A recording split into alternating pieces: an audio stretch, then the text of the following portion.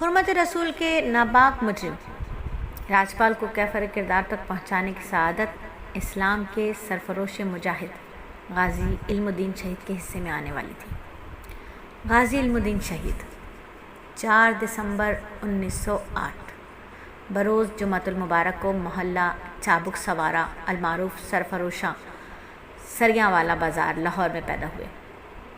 ابتدائی تعلیم کے لیے آپ کو 6 سال کی عمر میں تکیہ سادھواں کی مسجد میں بٹھا دیا گیا۔ بعد ازاں انہیں اسی مسجد سے بازار نوہریاں اندرون اکبری دروازہ بابا کالو کے مکتب کا طالب علم بنا دیا گیا، لیکن وہ ابتدائی تعلیم سے آگے نہیں بڑھ سکے اور ان کے والد تالے مند اپنی روزی روٹی کمانے کے لیے لکڑی کے کام سے منسلک تھے، اور اسی لیے غازی صاحب نے بھی مستری نظام الدین سے جو بھاٹی گیٹ کے اندر رہا کرتے تھے اپنا آبائی پیشہ سیکھنا شروع کر دیا۔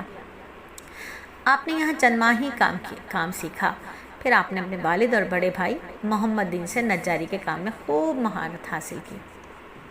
غازی علم الدین کے والد میاں تالے مند ماہر ہنرمند تھے۔ انہوں نے 1911 میں میر عثمان علی خان نظام دکن کی دہلی والی کوٹھی میں کام کیا تھا۔